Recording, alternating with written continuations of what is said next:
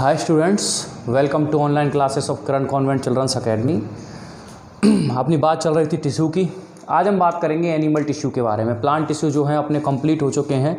Animal tissue क्या है? Like plants यानी कि प्लांट्स की तरह ही एनिमल्स जो होते हैं, और स्पेशली ऐसे एनिमल्स जो कि मल्टी सेलुलर हों। मल्टी सेलुलर यानी कि कई सारी सेल से मिलकर बने हुए हों। इनमें ये जो एनिमल बॉडी है ये बनी होती है कंसिस्ट ऑफ, यानी कि निर्माण होता है इसका डिफरेंट टाइप ऑफ सेल्स और टिश्यू से। डिफरेंट टाइप ऑफ सेल्स और टिश्यू, बात एक ही है।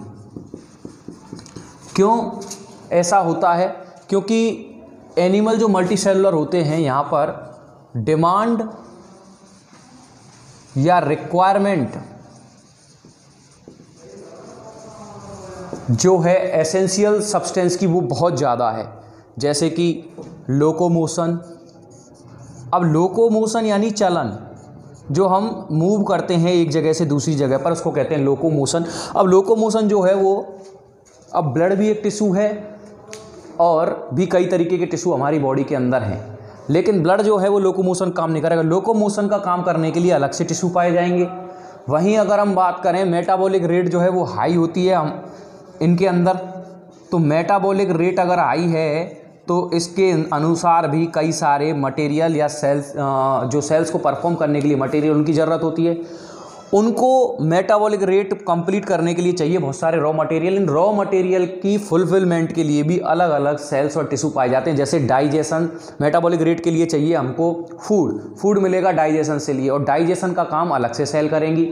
जैसे एयर की अगर हम बात करें कि भाई एयर चाहिए, एयर यानी ऑक्सीजन चाहिए हमको मेटाबॉलिक रेट या मेटाबॉलिज्म को कंप्लीट करने के लिए, सेल को अच्छे से परफॉर्म करने के लिए ऑक्सीजन की ज़रूरत है, वो भी लगातार ज़रूरत है, कंटिन्यूसली ज़रूरत है। तो इसके लिए भी अलग से सेल और टिश्यू होते हैं बॉडी के अंदर। यहाँ तक कि जो हम पहले इनहेल करते हैं, तो इनहेल और एक्सहेल करने के लिए भी हमारी चेस्ट और ये जो डायफ्राम है, दो मसल्स काम करती हैं।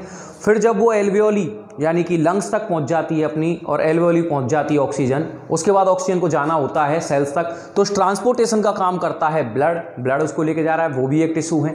तो इस तरीके से जो एनिमल्स की, जो मल्टी सेलुलर एनिमल्स की जो बॉडी होती है, वहाँ अलग अलग फंक्शन करने के लिए अलग अलग सेल और टिश्यू की ज़रूरत पड़ती है। और इसीलिए हम ये कह सकते हैं कि एक एनिमल जो है उसकी बॉडी कई सारी सेल्स या फिर टिश्यू से मिलकर बनी होती है। क्यों? क्योंकि उनमें रिक्वायरमेंट और डिमांड यानी ज़रूरत बहुत ज़्यादा है। ज़रूरत ज़्यादा है अगर किसी भी मटेरियल की, तो उसके लिए एक स्पेशलाइज्ड सेल्स या टिश्यू की ज़रूरत पड़ती है, जैसा कि मैंने बताया।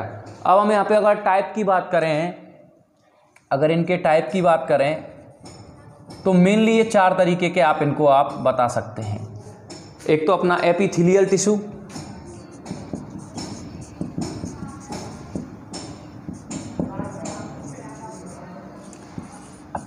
Epithelial tissue. दूसरा है मस्कुलर टिश्यू।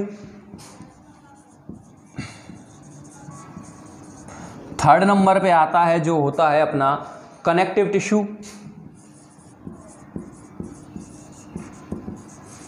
और नंबर फोर्थ है नर्वस टिश्यू।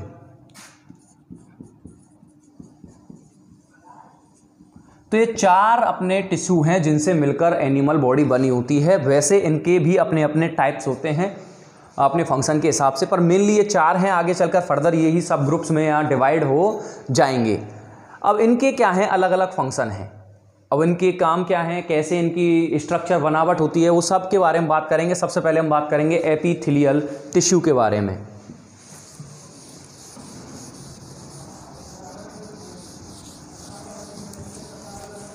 सबसे फर्स्ट नंबर पे जो आएगा वो है epithelial tissue.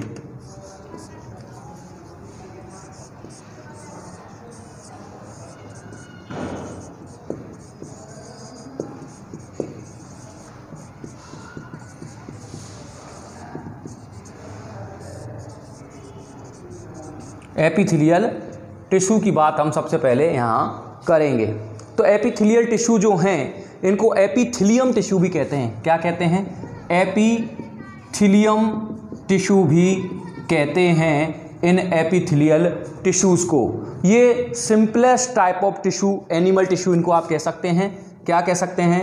Simplest type of animal tissue आप इनको कह सकते हैं। सबसे सरल बनावट या स्ट्रक्चर वाले या फंक्शन वाले टिश्यू हैं एपिथेलियल टिश्यू। एक और बात, ये लेयर या सीट्स के रूप में पाए जाते हैं, आपस में क्लोजली पैक्ड होते हैं, क्लोजली पैक्ड होते हैं और एज ए सीट के रूप में पाए जाते हैं, यानी कई सारे सेल मिलकर एक सीट बना लेते हैं। इस तरीके से सेल की सीट के रूप में ये एपिथेलियल टिश्यू पाए जाते हैं। ये जो हैं ये कवर करते हैं अपनी होल बॉडी को, cover the whole animal body, पूरी एनिमल बॉडी को कवर करने का काम जो होता है वो होता है एपिथेलियल टिश्यू का। यानी कि आप ये कह सकते हैं जो हमारी एक्सटर्नल लेयर जो है बॉडी के ऊपर सेल्स की, उनको हम एपिथेलियल टिश्यू में इंक्लूड्स कर सकते हैं। ये एक्सटर्नल सरफेस पे कवर करते हैं अपनी होल बॉडी को। ये अपने इंटरनल जो ऑर्गन हैं, इंटरनल जो टिश्यू हैं या जो ऑर्गन हैं, उनको प्रोटेक्ट करते हैं, एज ए प्रोटेक्टर मान सकते हैं, प्रोटेक्ट करते हैं। साथ ही साथ जो कैविटी के अंदर जो लाइनिंग होती है, कैविटी के अंदर क्या होती है? लाइनिंग। हमारी बॉडी में कई सारे की, एनिमल बॉडी में कई तरीके की कैविटी पाई जाती है, उन कैविटी में एक लाइनिंग होती है, उस लाइनिंग को बनाने के काम भी करते हैं एपिथेलियल टिश्यू। तो यहाँ एपिथेलियल टिश्यू आपको देखने को मिलेंगे जो मैंने आपको बताया। अगर हम बात करें तो इनका जो इंट्रासेलुलर स्पेस है वो बहुत कम पाया जाता है, क्योंकि ये क्लोजली पैक्ड होते हैं, यानी इंट्रासेलुलर स्पेस बहुत कम पाया जाता है। इनके अंदर मैट्रिक्स पाया जाता है और नॉर्मली ये डेड सेल या नॉन लिविंग सेल आप इनको कह सकते हैं, नॉन लिविंग सेल आप इनको कह सकते हैं। तो ये इस तरीके से ये है एपिथेलियल टिश्यू के बारे में थोड़ा सा। अब इसके हम फंक्शन से इसकी पूरी एक परफॉर्मा कंप्लीट समझ सकते हैं।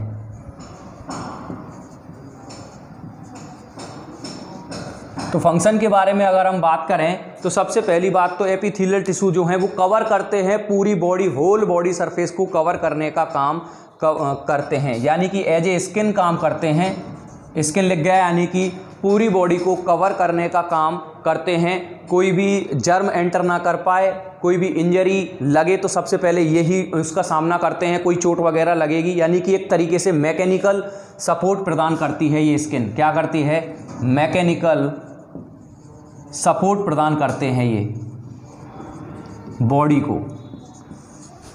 नंबर सेकंड अगर मैं बात करूं तो ये एपिथेलियल टिश्यू जो हैं वो माउथ की, अपनी नेजल ट्रैक्ट की, यानी कि कैविटी के अंदर जितनी भी कैविटी हैं उन कैविटी के अंदर लाइनिंग का काम करते हैं, लाइनिंग बनाने का काम ये एपिथेलियल टिश्यू ही करते हैं। दूसरी अगर बात करूं तो ये स्पेशलाइज्ड कई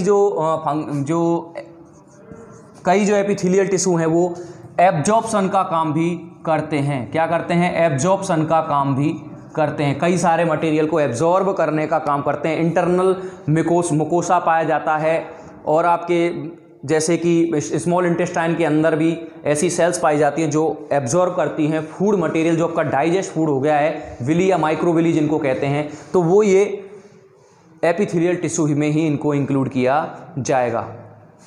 और एल्वेओली के अंदर जो सेल्स पाई जाती हैं, एल्वेओली के अंदर जो सेल पाई जाती हैं, एल्वेओली में आपको बता चुका हूँ, ये रेस्पिरेशन के अंदर जो लंग्स होते हैं, लंग्स की स्ट्रक्चरल फंक्शनल यूनिट यानी बहुत सारी एल्वेओली से मिलकर बनी होती है। एक्सचेंज ऑफ गैसेस का काम करती है ये। क्या करती है? एक्सचेंज ऑफ गैसेस का काम करती है। कार्बन ऑक्सीजन को अंदर ले जाना, कार्बन डाइऑक्साइड को बाहर भेजने का काम ये एल्वेओली करती है। और यहाँ पे जो सेल्स पाई जाती हैं वो भी एपिथेलियल टिश्यू से ही मिलकर बनी होती हैं। कई ये सीक्रेशन का काम भी करती हैं, यानी बहुत सारे मटेरियल सीक्रेट करती हैं, यानी कि बहुत सारी ग्लैंड के अंदर जो सेल पाई जाती हैं वो भी एपिथेलियल टिश्यू है, जो कि अलग अलग तरीके के केमिकल हमारी बॉडी में जैसी ज़रूरत है उस हिसाब से उन केमिकल को रिलीज़ या सीक्रेट करने का काम भी ये करती हैं। सलाइवा, स्वेट और भी बहुत सारे ऐसे एंजाइम्स, उनको सीक्रेट करने का काम ये करती हैं। और अगर बात करें तो ये nitrogenous waste eliminate nitrogenous waste, हमारी बॉडी के अंदर जो नाइट्रोजनस वेस्ट बनता है, एनिमल बॉडी के अंदर बनता है एक वेस्ट जिसको कहते हैं नाइट्रोजनस वेस्ट। अलग अलग तरीके का नाइट्रोजनस वेस्ट बनता है अलग अलग एनिमल के अंदर। कईयों में यूरिया बनता है, कईयों में यूरिक एसिड बनता है, कईयों में अमोनिया बनता है। तो इस तरीके से जो नाइट्रोजनस वेस्ट हैं उनको भी बॉडी से एलिमिनेट करने में जो सेल हेल्प करती हैं वो एपिथेलियल टिश्यू या सेल हो सकती हैं। एक होती है जर्मिनल एपिथेलियल, जर्मिनल एपिथेलियल या एपिथेलियम। ये क्या करती हैं, ये मेल के अंदर पाई जाएंगी तो मेल गैमीट बनाएंगी, और जो फीमेल के अंदर जो पाई जाती हैं वो फीमेल गैमीट बनाने का काम करती है। एक तरीके से जो हमारी बॉडी के अंदर या एनिमल्स की बॉडी के अंदर जो गैमीट फॉर्मेशन होता है, जो कि रिप्रोडक्शन उसके बिना हो ही नहीं सकता है, वहाँ एक तरीके से गैमीट फॉर्मेशन में भी इनका कोई हेल्प ज़रूर होती है। और अगर बात करें एपिथेलियम की तो ये एक्सोस्केलेटन स्ट्रक्चर बनाने में भी काम में आती हैं। कई जो होते हैं एक्सोस्केलेटन, कई जो एनिमल्स होते हैं, देखिए कईयों के तो पाया जाता है, जैसे हमारी बॉडी के अंदर स्केलेटन है तो इसको कहेंगे एंडोस्केलेटन। कई जो एनिमल्स होते हैं उनकी बॉडी के बाहर स्केलेटन पाया जाता है, उसको कहते हैं एक्सोस्केलेटन, जैसे कॉकरोच है और घोंघा वगैरह जो होते हैं। तो एक्सोस्केलेटन फॉर्म करने में भी एपिथेलियम टिश्यू का हाथ होता है। और वाउंड्स वगैरह जो चोट वगैरह लग जाती है उनको जल्दी से जल्दी हील कराने का काम भी एपिथेलियल टिश्यू अपनी सेल डिवाइड करके जल्दी से जल्दी उस वाउंड को हील करने का काम भी यही करती हैं। तो ये बात थी एनिमल टिश्यू में। फर्स्ट जो था एपिथेलियल या एपिथेलियम टिश्यू, इसके 4 पार्ट हैं या चार पार्ट में आप इसको डिवाइड कर सकते हैं। Squamous epithelium, cuboidal epithelium, columnar epithelium, ciliated epithelium, और नंबर 5 हैं, सॉरी 4 नहीं है, ग्लैंडुलर एपिथेलियम। कुल मिला के 5 हैं जिनके बारे में बात करेंगे हम कल। आज के लिए इतना ही। Thank you very much.